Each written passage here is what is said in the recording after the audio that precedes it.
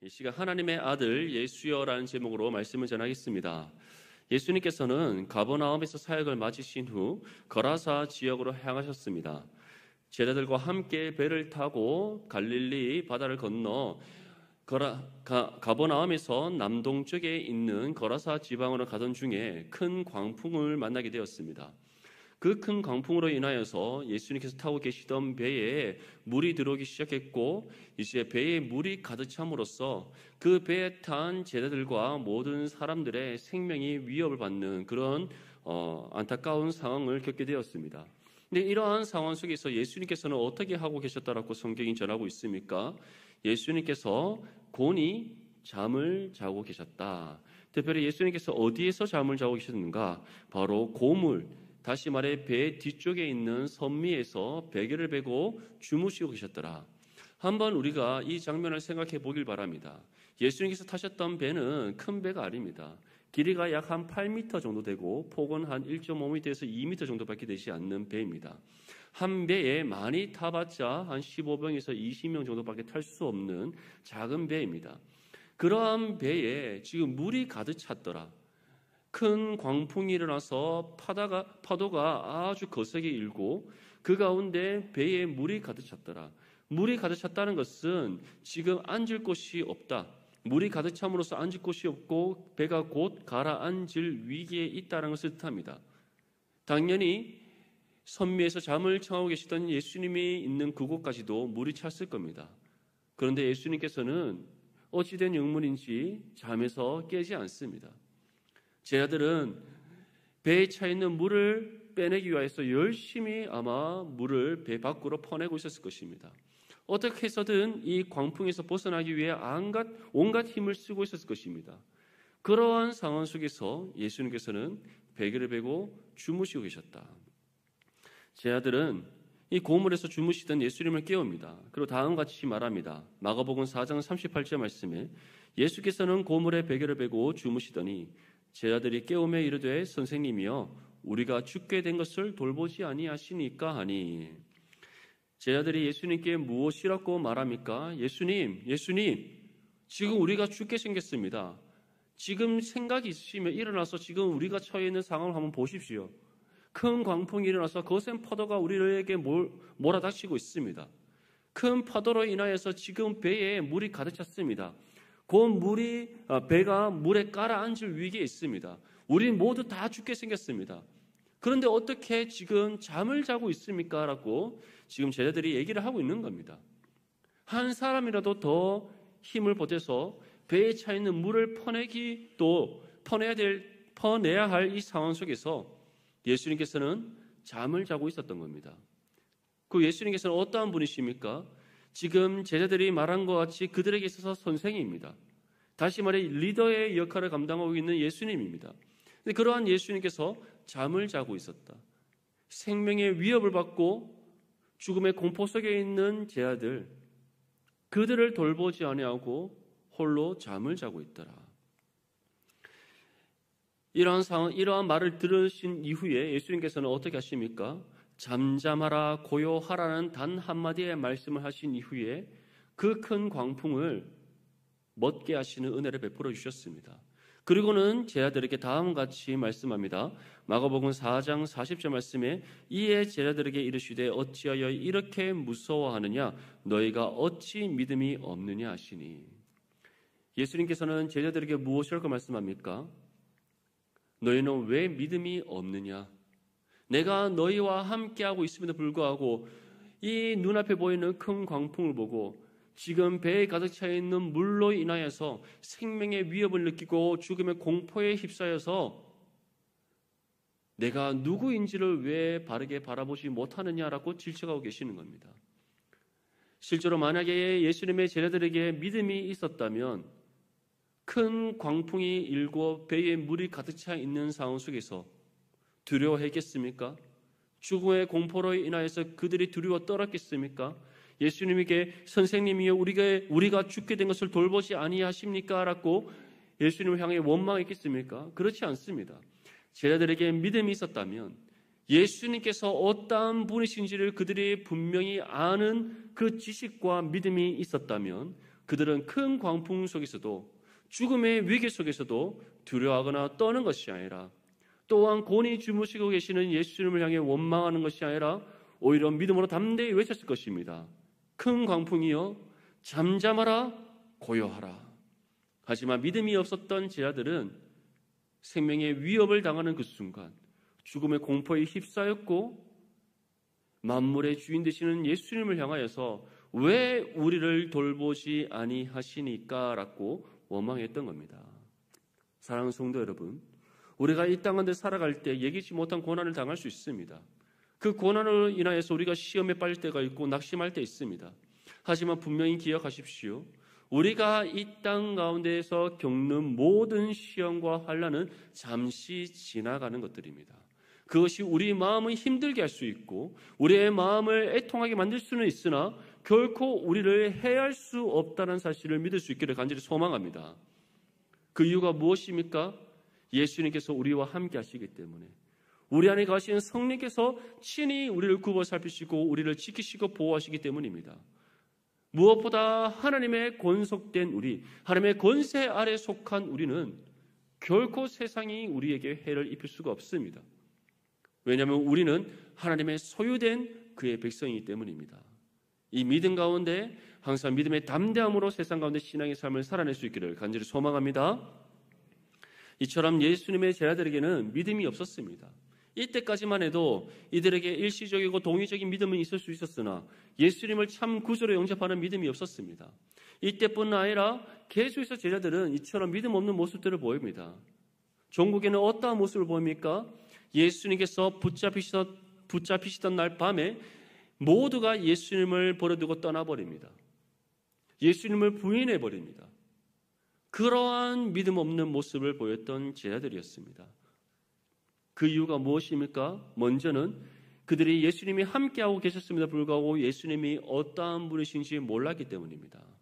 사도 요한은 예수님이 누구신지에 대해서 다음과 같이 우리에게 전합니다. 요한복음 1장 1절에서 5절 말씀에 태초에 말씀이 계시니라 이 말씀이 하나님과 함께 계셨으니 이 말씀은 곧 하나님이시니라 그가 태초에 하나님과 함께 계셨고 만물이 그로 말미암아 지은 바 되었으니 지은 것이 하나도 그가 없이는 된 것이 없느니라 그 안에 생명이 있었으니 이 생명은 사람들의 빛이라 빛이 어둠에 비치되 어둠이 깨닫지 못하더라. 예수님을 향해서 무엇이라고 말씀합니까? 예수님은 태초부터 말씀으로 계신 하나님이시다. 그리고 말씀으로 계신 하나님이신 예수님께서는 말씀으로 모든 세상을 창조하셨다.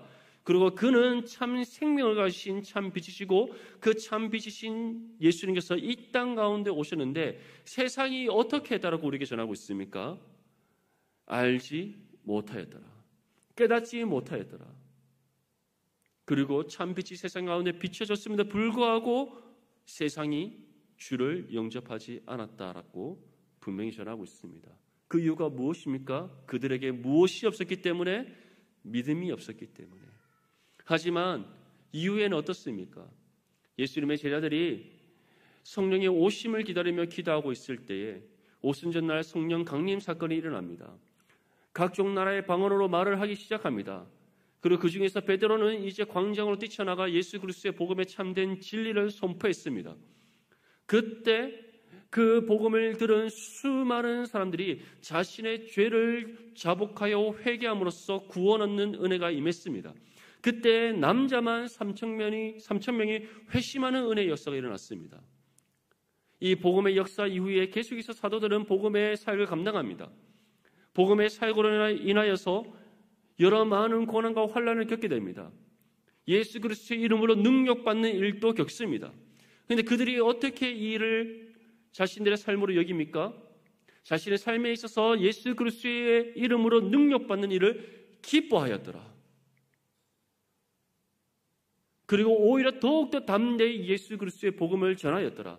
그랬더니 예루살렘 교회와 그 모든 성읍 가운데 하나님의 말씀이 왕성하여 서다한 무리가 예수 그리스도를 믿고 구원받는 은혜의 역사가 일어났더라. 그것이 사도행전이 우리에게 전하는 복음의 역사입니다. 지금 우리에게 보여주시는 이 제자들의 모습과 이후에 참 믿음을 얻은 제자들의 모습은 분명히 달랐습니다. 우리의 모습도 이와 같아질 줄 믿습니다. 사랑하는 성도 여러분, 예수님이 우리의 구주 되심을 믿습니까? 예수님이 우리의 참된 구원자 되심을 믿습니까? 우리가 예수님을 믿어 구원받았으며 하나님의 자녀 되었음을 믿습니까? 그렇다면 언제나 믿음으로 담대하십시오. 겨자씨 하나만큼의 믿음이라 할지라도 이 산더러 저기로 옮겨지게 할 수 있다라고 예수님께서 우리에게 말씀하셨습니다. 그것이 바로 믿음의 능력입니다. 이 사실을 기억하여 우리 주 예수 그리스도를 믿는 참 믿음 가운데 언제나 믿음의 담담으로 세상 속에서 신앙의 삶을 살아내는 저와 여러분들이 될 수 있기를 간절히 소망합니다. 이 사건을 겪은 제 아들과 예수님은 이 시에 계속해서 배를 몰아서 거라사 지방에 도착하게 됩니다. 예수님께서 그 바다 건너편 거라사인의 한 지방에 이르렀었는데 거기에서 이제 거라사 지방의 한 해변에 배를 정착하신 후에 거라사 지방에 들어가셨습니다. 배에 내리자마자 예수님께서 어떠한 사람을 만납니다. 그 사람이 누구라고 우리에게 전하고 있습니까? 더러운 귀신 들린 사람이었다. 근데 이 더러운 귀신 들린 사람이 어디에 있었다라고 우리에게 전하고 있습니까? 무덤 사이에 있었다. 무덤 사이에 있었다는 것은 바로 공동묘지에 있었다라는 것을 뜻합니다. 본문 3절에서 5절까지 말씀해 보면 다음과 같이 전합니다. 그 사람은 무덤 사이에 거처하는데 이제는 아무도 그를 쇠사슬로도 맬 수 없게 되었으니 이는 여러 번 고랑과 쇠사슬에 매였어도 쇠사슬을 끊고 고랑을 깨뜨렸음이라라. 그리하여 아무도 그를 제어할 힘이 없는지라 밤낮 무덤 사이에서나 산에서나 늘 소리 지르며 돌로 자기의 몸을 해치고 있었더라. 지금 이 마가복음은 거라사 지방에서 예수님께서 만나신 귀신 들린 이 한 사람 대해서 어떻게 소개하고 있습니까? 이가 무덤 사이, 다시 말해 공동묘지에서 거처를 하고 있었는데 사람들이 이 사람을 좀 제어하기 위하여서 쇠사슬로도 묶어보고 손발에 고랑을 채워봤다는 겁니다. 그런데 어떻게 됐다라고 우리에게 전하고 있습니까? 그 사람의 힘이 얼마나 셌던지 고랑을 다 끊어버리고 쇠사슬도 다 부셔버렸더라. 더 이상 그 사람을 제어할 방법도 없고 통제할 방법도 없습니다. 결국 그를 내버려뒀더니 그가 다른 사람들과 함께 더불어 살아갈 수 없으니 공동묘지나 산에 들어가서 거처하고 있었던 겁니다. 그리고 그곳에서 밤낮 쉬지 않고 소리를 지르고 돌로 자기의 몸을 해치고 있었다. 지금 이 사람의 모습이 무엇을 대표해서 보여줍니까? 단순히 귀신 들려서 고통받는 모습을 우리에게 보여주는 것이 아닙니다. 죄에 억눌린 인생의 고통의 모습을 우리에게 보여주고 있는 겁니다. 사랑하는 성도 여러분, 구원받지 못한 모든 죄인들은 죄 아래 갇혀 있습니다. 죄 아래 갇혀 있을 뿐만 아니라 죄의 고통 속에서 살아가고 있습니다. 임박한 하나님 심판의 진노 아래 있으며 그들의 인생의 끝은 멸망입니다. 그들이 이 땅 안에서 부귀영화를 누린다 할지라도 그 모든 것이 헛되고 헛되며 헛되고 헛됩니다. 그리고 결코 자신들이 가진 것으로 만족을 얻지 못합니다. 끊임없이 그들은 내적 갈등과 죄에 억눌린 그 고통 속에서 울부짖으며 살아가고 있습니다. 그것이 바로 죄의 지배 아래에 놓인 죄인들의 모습입니다. 지금 이 귀신 들린 사람의 모습과 같지 않습니까? 삶의 소망이 없는 모습, 죄에 신음하는 모습, 죄의 고통 속에서 자신의 몸을 해치고 있는 모습, 그 죄의 고통으로 인해서 울부짖고 있는 그 모습, 이 귀신 들린 한 사람의 모습이 여전히 구원받지 못한 채 죄 아래에 갇혀서 죄의 고통 속에서 신음하며 살아가고 있는 한 죄인의 모습과 같지 않습니까? 그 모습을 지금 우리에게 예표하여 보여주고 있는 겁니다. 분명히 기억하십시오. 모든 사람은 죄를 범했습니다. 아담의 범죄 이후에 모든 사람은 날 때부터 이 땅에 태어남과 동시에, 아니 더 분명하게는 생명의 잉태에서부터 이미 죄를 가지고 태어납니다. 그 이유가 무엇입니까? 예수님이 아니고서는, 다시 말해 하나님의 방법으로 잉태되는 성령의 잉태가 아니고서는 그 누구도 육신의 죄의 굴레에서 벗어날 수가 없기 때문입니다. 모두가 이미 타락하고 범죄하여 타락한 아담과 하와의 후손으로 이 땅 가운데 태어나는 사람들이기에 그 누구도 이 원죄의 굴레에서 벗어날 수가 없습니다. 그러한 그 죄인은 죄 아래에 갇혀서 살아가게 됩니다. 하나님의 구원이 임하지 않는다면 그 누구도 스스로 자신의 죄 문제를 해결할 수 없습니다. 왜냐하면 우리는 전적으로 타락하고 부패했을 뿐만 아니라 스스로 죄 문제를 해결할 수 없는 전적으로 무능력한 존재이기 때문입니다. 그렇기 때문에 우리는 스스로 죄 문제를 해결할 수 없고 스스로 구원에 이를 수 없는 겁니다. 하나님의 영광에 이를 수가 없는 겁니다. 그래서 우리의 인생의 끝은 멸망이다라고 성경이 전하고 있는 겁니다. 그러한 죄인들의 삶은 끊임없이 죄의 굴레 속에서 벗어나지 못한 채 죄에 억눌리고 죄의 고통 속에 살아가게 된다는 것. 그것이 바로 거라사 지방에서 만난 이 귀신 들린 사람의 모습과 같은 우리 죄인의 삶이라는 겁니다. 거라사 지방에서 만난 이 귀신 들린 사람, 이 사람은 지금 고통의 죄로 인한 그 고통으로 인하여서 신음하고 있습니다. 밤낮 무덤 사이에서나 산에서나 소리 지르고 있습니다. 그 고통이 얼마나 심했는지 돌로 자신의 몸을 해치고 있습니다. 이제 그러한 이 귀신 들린 사람이 누구를 만납니까? 예수님을 만났더라. 우리 본문 6절에서 8절까지 말씀 함께 읽겠습니다. 시작. 그가 멀리서 예수를 보고 달려와 절하며 큰 소리로 부르시자 이르되 지극히 높으신 하나님의 아들 예수여 나와 당신이 무슨 상관이 있나이까? 원하건대 하나님 앞에 맹세하고 나를 괴롭히지 마옵소서 하니 이는 예수께서 이미 그에게 이르시기를 더러운 귀신아 그 사람에게서 나오라 하셨습니다. 아멘. 지금 귀신 들린 이 한 사람이 예수님께 나와서 무엇이라고 부르셨습니까? 지극히 높으신 하나님의 아들 예수여. 지극히 높으신 하나님의 아들 예수여. 다시 말해 이 귀신 들린 이 한 사람이 예수님이 누구신지를 분명히 알고 있었습니다. 이 귀신 들린 사람이 누구와 지금 대조되고 있습니까? 큰 광풍을 만났을 때 제자들의 모습과 대비되지 않습니까? 제자들은 예수님을 분명히 알지 못했습니다. 그가 어떠한 분인지 분명히 알지 못했습니다. 그렇기 때문에 이 큰 광풍 속에서 두려움에 휩싸였고 죽음의 공포 가운데 있었습니다. 예수님을 향해서 원망하고 있었습니다. 하지만 반면 이 귀신 들린 한 사람은 어떻습니까? 예수님이 누구신지 알았습니다. 그래서 예수님 앞에 나와 무릎을 꿇고 부르시며 다음과 같이 말하는 겁니다. 지극히 높으신 하나님의 아들 예수여 나와 당신이 무슨 상관이 있나이까? 그러면서 다음과 같이 요청합니다. 원하건대 하나님 앞에 맹세하고 나를 괴롭히지 마옵소서. 이 요청을 단 한 문장으로 요약을 하자면 하나님의 아들 예수여 우리를 멸하지 마옵소서. 그러한 지금 요청을 드리고 있는 겁니다. 그렇다면 이 요청은 귀신 들린 그 사람이 요청하는 겁니까? 그 사람 몸 안에 깃든 귀신이 요청하고 있는 겁니까?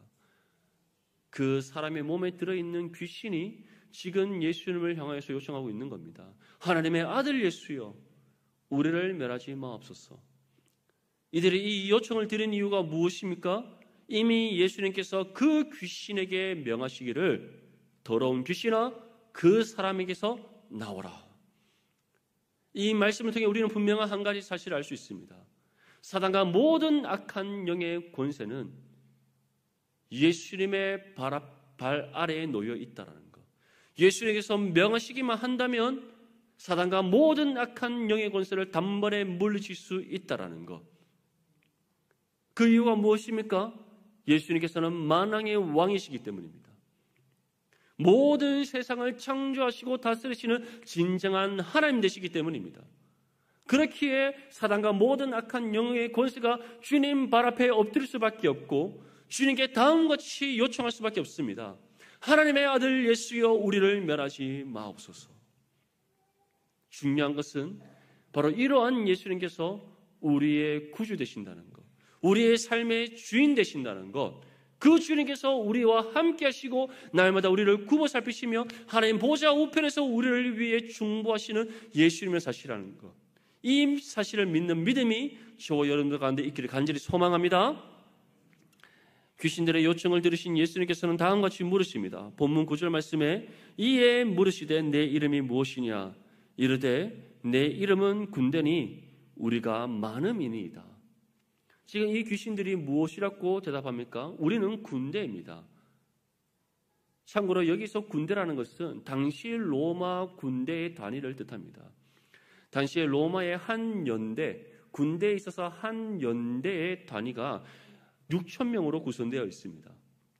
다시 말해서 이 귀신들이 지금 군대라고 말하는 것은 그만큼 수많은 귀신이 한 사람의 몸에 깃들어 있다는 것을 뜻하는 겁니다.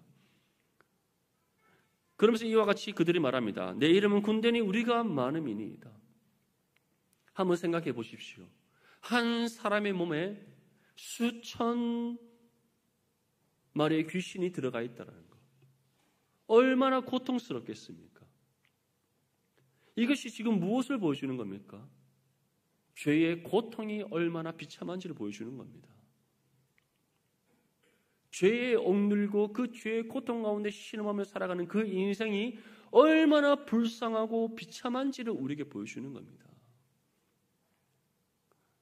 예수님께서는 수많은 병자들도 고치셨고 수많은 귀신 들린 자도 고치셨습니다.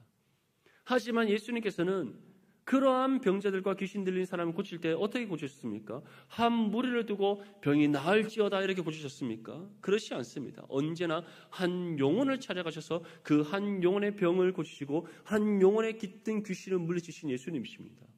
그것이 우리에게 무엇을 보십니까? 그 한 영혼 한 영혼이 죄로 인해 받는 그 고통이 얼마나 큰지를, 그래서 그들에게 하나님의 구원이 얼마나 필요한지를 우리에게 보여주고 있는 겁니다. 사랑하는 성도 여러분, 이 주님의 마음을 우리가 품을 수 있기를 바랍니다. 세상에서 우리가 만나는 수많은 사람들이 있습니다.